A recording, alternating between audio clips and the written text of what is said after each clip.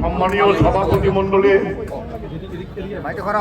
সারা ভারত কৃষক সভার সর্বভারতীয় সম্পাদক কমরেড বিজু খ্রিস্টান, আমাদের সংগঠনের বিভিন্ন স্তরের নেতা এবং আপনারা যারা রাজ্যের প্রতিটি প্রান্ত থেকে কাজকর্ম রেখে নিজের পয়সা খরচা করে এই জমায়েতে অংশগ্রহণ করেছেন। আমি আমাদের তিনটি সংগঠন সারা ভারত কৃষক সভা, ত্রিপুরা উপজাতি গণমুক্তি পরিষদ এবং ত্রিপুরা ক্ষেত মজুর ইউনিয়নের পক্ষ থেকে আপনাদের এই সংগ্রামী চেতনার জন্য লাল সেলাম জানাই। আমি যে কথাটা বলবো, একটু আগে কমরেড রতন বলেছে আমরা এই সভাটা বেশিক্ষণ তো করার দরকার নেই। পুলিশ আজকে যা করলো, এদের যে ট্রেনিং আরএসএস তার কাছ থেকে নিয়ে রয়েছে, এটার প্রমাণ হলো এত কাজকর্ম অভাব উপেক্ষা করে আপনারা এসেছে। আমরা কি পুলিশের সঙ্গে যুদ্ধ করতে এসেছিলাম? আমরা তো এসেছিলাম আমাদের জীবনের বারোদফা দাবি। এই দাবি ত্রিপুরার বিধানসভার বাজেট অধিবেশন সবচেয়ে গুরুত্বপূর্ণ অধিবেশন হয়। এখানে বাজেট বরাদ্দ হয় সকলের জন্য, এটি কি বিজেপির জন্য, আমাদের জন্য। সেখানে মুখ্যমন্ত্রীর কাছে দাবি সনদ দেওয়ার জন্য আমরা আজকে 7 দিন আগে চিঠি দিয়েছি।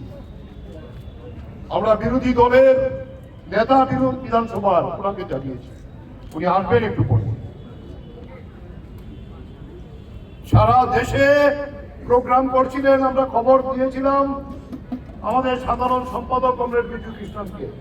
তিনি মহারাষ্ট্র থেকে রাজস্থান থেকে উত্তরাখণ্ড হয়ে বিহার হয়ে কালকে বেঙ্গল হয়ে আজকে সকালে তিনি আবার কেরালা যাবেন, নির্বাচন চলছে। তো ত্রিপুরার যেহেতু এরকম একটা পরিস্থিতি, এটা বিবেচনা করে তিনি এখানে এসেছেন। পুলিশ কি করলো? প্রতিটি পুলিশ অফিসারকে তো আমরা সবাই জানি, চিনি তো। আমাকে জানে না এমন কেউ আছে কোন পুলিশ অফিসার?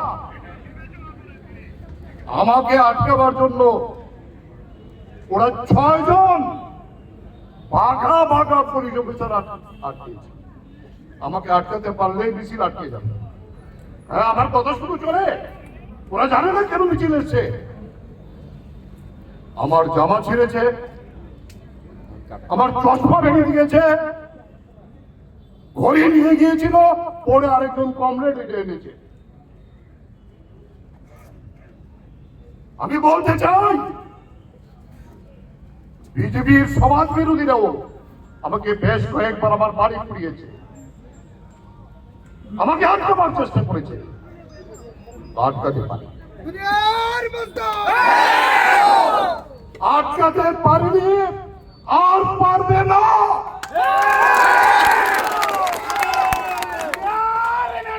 আমি ঘুরে ঘুরে খবর দিয়েছি,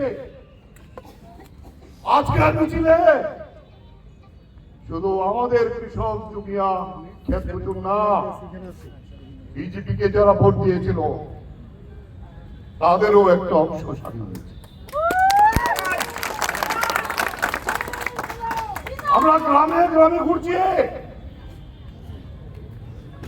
কৃষকের সামনায় বীজ দেয় না, জলের মেশিন বন্ধ, বৃষ্টি হলে জমি করতে পারে না। জুমিয়াকে কোনো বীজ সার কিচ্ছু সাহায্য দেয় না জুমিয়াদের। বছরে 3 দিন ক্ষেত মজুররা কাজ পায় না। আপনার আগরতলার যারা মানুষ, বটতলা প্রতিদিন 400-500 লোক আসে, 20 জন 25 জনের কাজ হয় না, আবার ফেরত যেতে হয়। আমরা প্রচারপত্র বিলি করতে গিয়ে সেখানে বাজারে বাজারে গেছি, আমাদের কয়েকজন ব্যবসায়ী বলেছেন, আপনারা তো কৃষকের কথা বলছেন, আমাদের তো কোনো বিক্রি নাই, তাই আমাদের কথাটা আপনারা দাবি করেন। এই কথাগুলো দিয়েছি। আমরা পুলিশকে মারতে আসতে যে কজন ছিল আর আমরা যত ছিলাম, যুদ্ধ ওকরা কেজিতে। কিন্তু আমরা এটা বলতে চাই, যারা আটকেছেন, যারা এই পৃথিবীর গদ্দারি করে জনবিচাররা, তার সবার ছবি আমাদের কাছে আছে। আমরা থাকবো, তারা যদি তাকে এই বিচার মানুষ করবে, কেউ ছাড়া পাবেন না।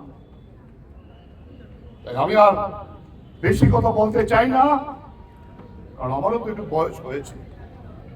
6 জনের সঙ্গে যুদ্ধ করে, এই জামারে দশা, চশমা নেই, তারপরে তো এসেছি আপনাদের সঙ্গে, আপনাদের সঙ্গে আছি, থাকবো, লড়াই করি। এই কথার মধ্য দিয়েই আমি আমার কথা শেষ করতে চাই। আপনারা জাগ্রত থাকবেন, যার যার গ্রামে, যার যার এলাকাতে।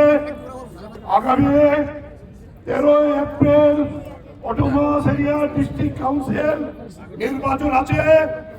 এই নির্বাচনেও আমাদের এই দুই সংগঠন তার গুরুত্বপূর্ণ ভূমিকা নিতে হবে।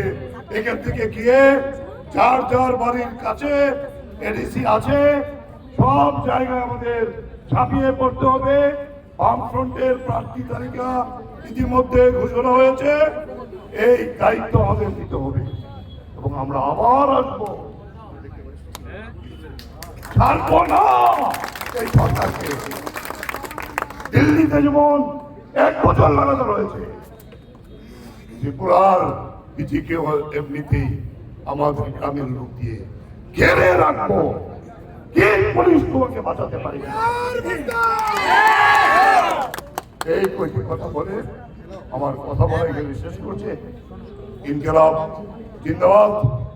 কৃষক, জুমিয়া, ক্ষেত মজুর, শ্রমিক ঐক্য জিন্দাবাদ।